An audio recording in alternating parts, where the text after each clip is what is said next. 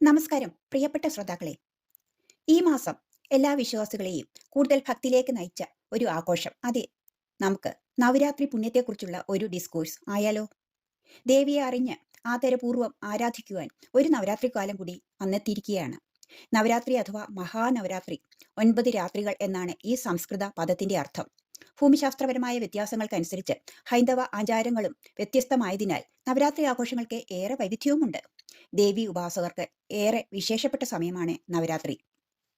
തന്നിലെ ഉപാസനാശക്തിക്ക് കൂടുതൽ ഊർജ്ജം നൽകുവാൻ ഈ നാളുകളിൽ ഉപാസകർ ഒത്തുചേരാറുണ്ട്. ഇതിൽ തന്നെ അവസാന 3 ദിവസങ്ങളാണ് ഏറ്റവും വിശേഷം. ഇവ ദുർഗാഷ്ടമി, മഹാനവമി, വിജയദശമി എന്നീ പേരുകളിൽ അറിയപ്പെടുന്നു.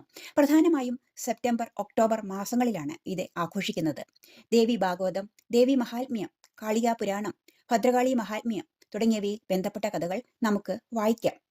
വായിച്ചാൽ മാത്രം പോരാ, നമുക്ക് പ്രപഞ്ചത്തിലെ ഓരോ കാര്യങ്ങളെയും കുറിച്ച് ജ്ഞാനം ഉണ്ടാവണം. നിർമ്മലമായ ജ്ഞാനം ലഭിക്കണമെങ്കിൽ നമുക്കൊരു അൽഗുരിതം, നിർമ്മലമായ അറിവ് തന്നെ വേണം. നവരാത്രിയുടെ പ്രാധാന്യം ഞാൻ ഉൾപ്പെടെ പലർക്കും കുറച്ചൊക്കെ അറിയാമല്ലേ? പെട്ടെന്നോർത്താൽ ഈ ആഘോഷം നന്മയുടെ വിജയത്തെ ഓർമ്മിപ്പിക്കുന്നു. ദുർഗാദേവി മഹിഷാസുരനെ നിഗ്രഹിച്ച് തിന്മയുടെ മേൽ നന്മ നേടിയത്. ഈ ആഘോഷങ്ങളൊക്കെ എന്താണ് നമുക്ക് ഓരോരുത്തർക്കും ലഭ്യമാക്കുന്നത്?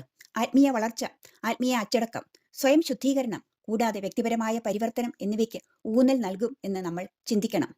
കന്നിമാസത്തിലെ കർത്തവാവിന് ശേഷമുള്ള വെളുത്ത പക്ഷത്തിൽ പ്രഥമ മുതൽ നവമി വരെയുള്ള 9 രാത്രികളിൽ ഓരോ ദിവസവും വിശ്വാസികൾ ഓരോ ദേവിയെ ആരാധിക്കുന്നു, അവരുടെ ദിവ്യഗുണങ്ങളെ ഓർമ്മിക്കുന്നു. ദക്ഷിണേന്ത്യയിൽ മഹിഷാസുരവധവുമായി ബന്ധപ്പെട്ടാണ് നവരാത്രി ആഘോഷം. എന്നാൽ ഉത്തരേന്ത്യയിൽ ശ്രീരാമൻ രാവണനെ വധിച്ചതിന്റെ സന്തോഷ സൂചകമാണ് നവരാത്രി. സ്ത്രൈണശക്തിയുടെ പ്രതീകം, തിന്മയ്ക്ക് മേൽ നന്മ നേടിയ വിജയം, വിദ്യാരംഭം, സംഗീതം, നൃത്തം തുടങ്ങിയ കലകളുടെ പഠനം ആരംഭിക്കൽ, ഗ്രന്ഥപൂജ, ആയുധപൂജ എന്നിങ്ങനെ നീളും നവരാത്രി റിച്വൽസ്. വളരെ വ്യത്യസ്തമായ ആഘോഷമാണ് നവരാത്രി അല്ലേ? ഹൈന്ദവർ നവരാത്രി വ്രതത്തിനും വളരെയേറെ പ്രാധാന്യം നൽകി വരുന്നുണ്ട്. എന്റെ ഓർമ്മയിൽ ബാല്യകാലത്ത് കുളിച്ചു ശുദ്ധമായി ദേവിയെ വണങ്ങിയ ശേഷമേ ജലപാനം പോലും ചെയ്തിരുന്നുള്ളൂ. അതൊക്കെ വ്യത്യസ്തമായ ഒരു കാലമല്ലേ? ഇപ്പോഴും ഒരുപക്ഷെ ഈ രീതിയിൽ ആചരിക്കുന്നവർ ഉണ്ടാവും. നവരാത്രി പ്രധാനമായും ദുർഗാദേവി മഹിഷാസുരനെ നിഗ്രഹിച്ചതിനെ ഓർമ്മിക്കുവാനും നന്മയുടെ തിന്മയുടെ മേലുള്ള വിജയത്തെ ആഘോഷിക്കുവാനുമാണ് പ്രാധാന്യം നൽകുന്നത്. ഇത് ആത്മീയ അച്ചടക്കം, ശുദ്ധീകരണം, ആന്തരിക പരിവർത്തനം എന്നിവ പ്രോത്സാഹിപ്പിക്കുന്നു. ഈ മഹോത്സവത്തിന് പ്രത്യേകതകൾ ഏറെയാണ്. പലരും 9 ദിവസം വ്രതമെടുക്കും. അതിന് സാധിക്കാത്തവർ അവസാന 3 ദിവസം മാത്രം വ്രതമെടുക്കും.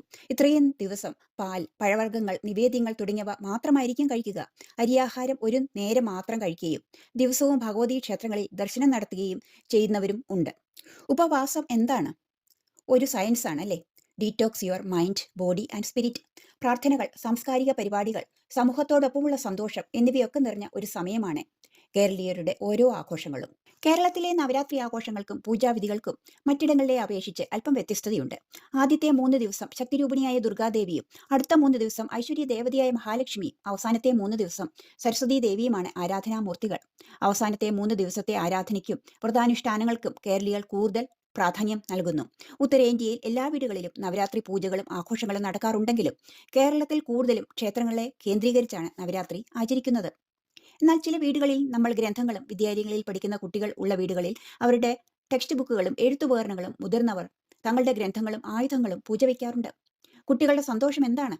പൂജ വയ്ക്കുന്ന ഈ ദിനങ്ങളിൽ ഒന്നും വായിക്കുകയും എഴുതുകയും ചെയ്യാൻ പാടില്ല എന്ന നിഷ്കർഷ വളരെ സന്തോഷം ഉളവാക്കിയിരുന്ന ഒരു കാര്യമായിരുന്നു. കേൾക്കുന്ന നിങ്ങളിൽ പലർക്കും ഒരു പുഞ്ചിരി ഉണ്ടാവുന്നുണ്ടാവും അല്ലേ? ദേവിയെ വ്യത്യസ്ത നാമങ്ങളിൽ ആരാധിക്കുന്നതിന് വ്യത്യസ്തങ്ങളായ ഫലങ്ങളുമുണ്ട്. മേൽപ്പറഞ്ഞ മൂർത്തികൾക്ക് പകരം നവദുർഗകളെ പൂജിക്കുന്ന സമ്പ്രദായവുമുണ്ട്. മറ്റു ചിലയിടങ്ങളിൽ ദുർഗാഷ്ടമി വരെ ദുർഗയെയും, നവമിയിൽ മഹാലക്ഷ്മിയെയും, ദശമിക്ക് മഹാസരസ്വതിയെയും ആരാധിക്കുന്നു. കേരളത്തിൽ വിദ്യാഭ്യാസത്തിന് പ്രാധാന്യം കൊടുത്തുകൊണ്ട് മഹാസരസ്വതി പൂജയ്ക്ക് ഈ ദിവസങ്ങളിൽ പ്രാധാന്യം നൽകുന്നു. ഇത് വിദ്യാരംഭം എന്നറിയപ്പെടുന്നു. അജ്ഞാനമാകുന്ന ഇരുളിനെ അകറ്റി അറിവിന്റെ പ്രകാശം പ്രദാനം ചെയ്യുന്നു എന്നതാണ് നവരാത്രി ആഘോഷത്തിന്റെ സന്ദേശം. പൊതുവെ പറഞ്ഞാൽ ദുർഗയെ വിവിധ ഭാവങ്ങളിൽ ആരാധിക്കുന്ന നാളുകളാണ് നവരാത്രി ദിനങ്ങൾ എന്ന് പറയാം.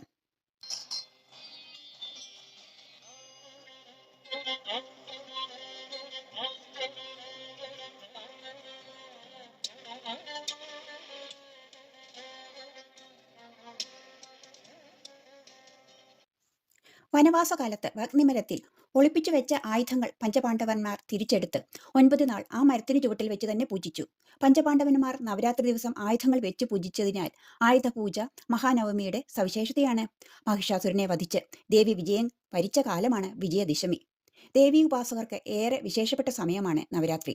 പൂജാവിധികളും ജപങ്ങളും ധ്യാനവുമെല്ലാം ഇതിന് ആക്കം കൂട്ടുന്നു. മാതൃദേവിയായ ജഗദീശ്വരിയെ 9 ഭാവങ്ങളിലാണ് നവരാത്രി ദിവസങ്ങളിൽ ആരാധിക്കുന്നത്. ഈ ദേവീരൂപങ്ങൾ നവ ദുർഗമാർ എന്ന് അറിയപ്പെടുന്നു.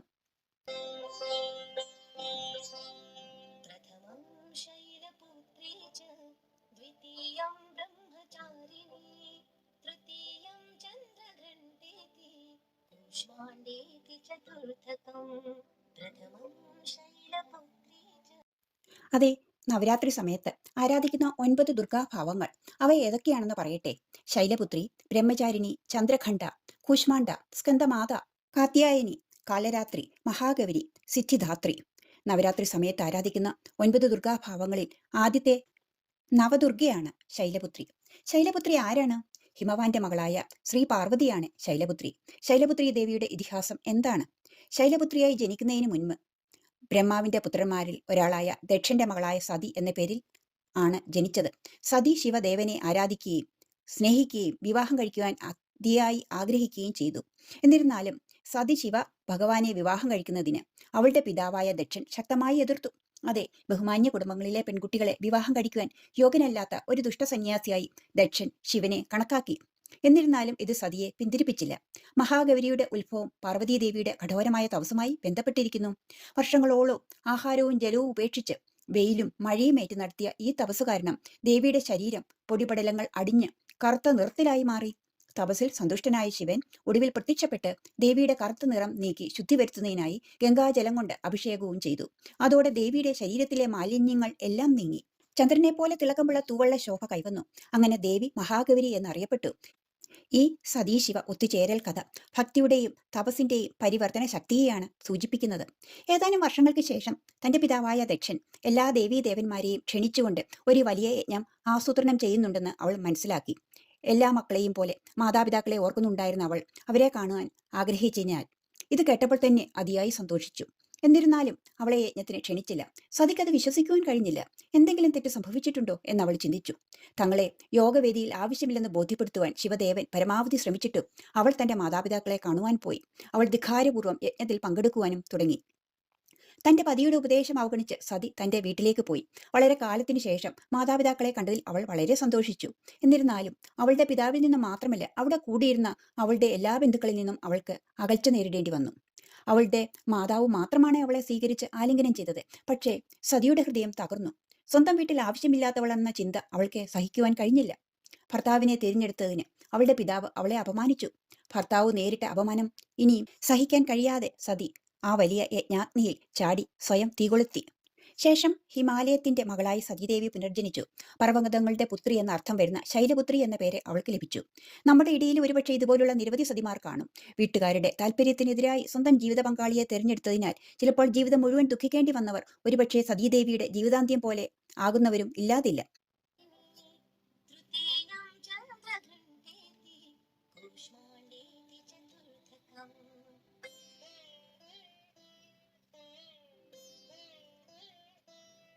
അതെ, ബ്രഹ്മാവിഷ്ണു മഹേശ്വരന്മാരുടെ ശക്തികൾ ഒന്നുചേർന്ന മൂർത്തിഭാവമാണ് ശൈലപുത്രി.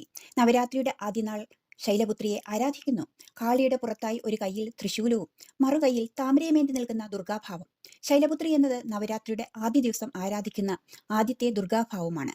ദേവി പർവ്വതങ്ങളുടെ രാജാവായ ഹിമവാന്റെയും മേനാദേവിയുടെയും പുത്രിയായ ശ്രീ പാർവതിയാണ്. പൂർവ്വജന്മത്തിൽ ദക്ഷന്റെ പുത്രിയായ സതീദേവിയായിരുന്നു ഇവർ എന്ന് മുൻപ് സൂചിപ്പിച്ചിരുന്നു. ബ്രഹ്മാവ്, വിഷ്ണു, മഹേശ്വരൻ എന്നിവരുടെ ശക്തികൾ ഒരുമിച്ചുള്ള രൂപമാണ് ശൈലപുത്രി. നന്ദി എന്ന വൃഷഭത്തിന്റെ പുറത്ത് യാത്ര ചെയ്യുന്ന ഭാവത്തിലാണ് ശൈലപുത്രിയെ കാണാറുള്ളത്. കൈകളിൽ തൃശൂലവും താമരയും ഏന്തി നിൽക്കുന്നു. മറ്റു പേരുകൾ എന്തൊക്കെയാണെന്ന് നോക്കാം. പാർവതി, സതി, ഭവാനി, ഹേമവതി എന്നീ പേരുകളിലും ശൈലപുത്രി അറിയപ്പെടുന്നു. പ്രകൃതിയുടെ മാതൃരൂപമാണ് ശൈലപുത്രി എന്നാണ് ഹൈന്ദവ വിശ്വാസം. അടുത്ത ഭാവം ബ്രഹ്മചാരിണിയാണ്. ശിവപത്നിയാവുവാൻ ആഗ്രഹിച്ച് നാരദമുനിയുടെ നിർദ്ദേശപ്രകാരം കഠിന തപസ് അനുഷ്ഠിച്ചതിനാൽ ദേവിക്ക് ബ്രഹ്മചാരിണി എന്ന നാമം ലഭിച്ചു.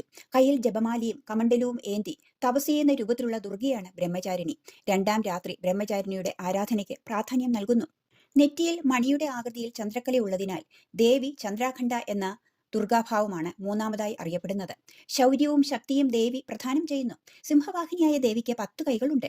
ഓരോ കൈകളിലുമായി പത്മം, ധനുസ്, ബാണം, കമണ്ഡലു, ഖഡ്ഗം, ഗദ, ശൂലം എന്നീ ആയുധങ്ങളുമുണ്ട്. 4ാം ദുർഗാഭാവത്തിൽ പ്രപഞ്ചം സൃഷ്ടിച്ച ശക്തിയായ കൂശ്മാണ്ഡ. 8 കൈകളിലായി ദേവി താമര, വിവിധ ആയുധങ്ങൾ, ജപമാല മുതലായവ ധരിച്ചിരിക്കുന്നു. സിംഹവാഹിനിയായ കൂശ്മാണ്ഡ ദേവിയുടെ ആരാധനയ്ക്കായി നവരാത്രിയിലെ 4ാം ദിനം സമർപ്പിക്കപ്പെട്ടിരിക്കുന്നു. സ്കന്ദമാത ആണ് 5ാം ദുർഗാഭാവം. ബാലമുരുകനെ മടിയിലിരുത്തി അനുഗ്രഹം തൂകുന്ന ദിവ്യരൂപമാണ് 5ാം ദിനത്തിലെ ആരാധനാമൂർത്തി. സ്കന്ദൻ അഥവാ മുരുകന്റെ മാതാവായതിനാൽ ദേവിയെ സ്കന്ദമാത എന്ന് വിളിക്കുന്നു. 4 കൈകളും 3 കണ്ണുകളുമുണ്ട് ഈ ദേവിക്ക്. കാത്യായന ഋഷിയുടെ പുത്രിയായി അവതരിച്ച് ദേവിയായി കാത്യായനി ദേവി. നവരാത്രിയുടെ 6ാം ദിവസം കാത്യായനിയുടെ ആരാധനയാൽ മഹത്വപൂർണ്ണമാകുന്നു. കാലരാത്രി. കറുത്ത ശരീരവർണ്ണമുള്ള കാലരാത്രി ദുർഗയുടെ രൗദ്രരൂപമാണ്. ചതുർബാഹുവായ ദേവിയുടെ വലതുകരങ്ങൾ എപ്പോഴും അനുഗ്രഹം ചൊരിയുന്നു. ഭക്തരെ എല്ലാവിധ ഭയത്തിൽ നിന്നും ക്ലേശത്തിൽ നിന്നും രക്ഷിക്കുന്നതിനാൽ ദേവിക്ക് ശുഭകാരി എന്നൊരു നാമവുമുണ്ട്. കാലരാത്രി ഭാവത്തിലാണ് 7ാം നാൾ ദേവിയെ ആരാധിക്കുന്നത്. പ്രശാന്തതയുടെയും വിജ്ഞാനത്തിന്റെയും പ്രതീകമാണ് 8ാം ഭാവത്തിൽ നിൽക്കുന്ന മഹാഗൗരി. വെളുത്ത നിറമുള്ള ദേവി എന്നാണ് മഹാഗൗരി എന്ന വാക്കിന് അർത്ഥം. അഭയ വരദമുദ്രകളും ശൂലങ്ങളും ധമരുവും ഏന്തി നിൽക്കുന്ന 4 കൈകളുള്ള ദേവിയുടെ വാഹനം കാളയാണ്. സിദ്ധിദാത്രി. സർവദാ ആനന്ദകാരിയായ സിദ്ധിദാത്രി തന്റെ ഭക്തർക്ക് സർവ്വസിദ്ധികളും പ്രദാനം ചെയ്യുന്നു. 9ാം നാൾ സിദ്ധിദാത്രി രൂപത്തിൽ ദുർഗാദേവി ആരാധിക്കപ്പെടുന്നു. എന്തു പറയട്ടെ, സ്ത്രീകളുടെ ശക്തിയെ പ്രതിനിധീകരിക്കുന്ന ഒരു ചടങ്ങാണ് നവരാത്രി പൂജയിൽ നടക്കുന്നത്. എല്ലാ ഭാഗ്യങ്ങളുടെയും ദാതാവായ ചന്ദ്രനെ ഭരിക്കുന്നത് ശൈലപുത്രി ദേവിയാണെന്നും അവളെ ആരാധിക്കുന്നതിന് ചന്ദ്രന്റെ ഏത് പ്രതികൂല ഫലങ്ങളെ ചെറുക്കുമെന്നും വിശ്വസിക്കപ്പെടുന്നു. ഭൂമിയിലെ ജീവന്റെ മൂർത്തിഭാവമാണ് ശൈലപുത്രി. അവൾ മൂലധാരാ ചക്രത്തിൽ വസിക്കുന്നു. ഓരോ മനുഷ്യനും ദിവ്യശക്തിയുണ്ട്. അത് സാക്ഷാത്കരിക്കപ്പെടും. നമുക്കിനി പ്രധാന പൂജകളും പ്രാർത്ഥനകളും എന്തൊക്കെയാണെന്ന് നോക്കാം. ദേവി മഹാത്മ്യം, ലളിതാ സഹസ്രനാമം, ദേവി ഭാഗവതം, മഹാലക്ഷ്മി അഷ്ടകം, കനകധാരാ സ്തോത്രം തുടങ്ങിയവ പാരായണം ചെയ്യുന്നതും നിലവിളക്ക് തെളിയിച്ച് പൂക്കളും കുങ്കുമവും പലഹാരങ്ങൾ, പായസം, പഴങ്ങൾ തുടങ്ങിയവ നിവേദ്യമായും സമർപ്പിക്കുന്നതും അത്യുത്തമമാണ്. അവസാന ദിവസം അഷ്ടമി അല്ലെങ്കിൽ നവമി സ്ത്രീകളെ ഭഗവതിയായി സങ്കല്പിച്ച് ആരാധിച്ച് ഭക്ഷണവും സമ്മാനങ്ങളും നൽകും. പൂജവെപ്പ് എന്താണെന്ന് നോക്കാം. ദുർഗാഷ്ടമി ദിവസം ആളുകൾ അവരുടെ തൊഴിലുപകരണങ്ങൾ ഭഗവതിക്ക് മുൻപിൽ പ്രാർത്ഥനയോടെ പൂജ വയ്ക്കുന്നു. വിജയദശമി ദിവസം രാവിലെ അക്ഷരം കുറിച്ചുകൊണ്ട് വിദ്യാരംഭം നടത്തുന്നു. അതേപോലെ വ്രതങ്ങളുടെ റാണിയാണ് നവരാത്രി വ്രതം എന്നാണ് സങ്കല്പം. നവരാത്രിയിൽ ഭഗവതിയെ ഉപവാസിക്കുന്നവർക്ക് ആഗ്രഹപൂർത്തിയും സമ്പത്തും ദുഃഖമോചനവും വിദ്യാഭ്യാസ ഉന്നതിയും മരണാനന്തര മോക്ഷവും ഫലം എന്ന് വിശ്വാസം. ഹരി ശ്രീ ഗണപതയേ നമ. നമ്മുടെ ചിന്തകളും ബുദ്ധിയും തടസ്സം കൂടാതെ ഏകാഗ്രതയോടെ നമ്മെ പുരോഗതിയിലേക്ക് നയിക്കുവാനും അതിനെ തിരിച്ചറിയുവാനും വേണ്ടിയാണ് നമ്മൾ ഇങ്ങനെ പറയുകയും എഴുതുകയും ചെയ്യുന്നത്. ദേവിയുടെ ശക്തി, ജ്ഞാനം, കരുണ എല്ലാവരുടെയും ജീവിതത്തിൽ ചിറകു വിടർത്തി ഏവർക്കും ധൈര്യവും സമാധാനവും നൽകട്ടെ. സമുദ്രത്തിന്റെ അടിയിൽ കിടക്കുന്ന മുത്തുകൾ നമ്മൾ മുങ്ങിയെടുക്കുന്നത് പോലെ ഏവർക്കും ബുദ്ധിയും സിദ്ധിയും ഈ വിദ്യാരംഭത്തോടെ ഉയരട്ടെ.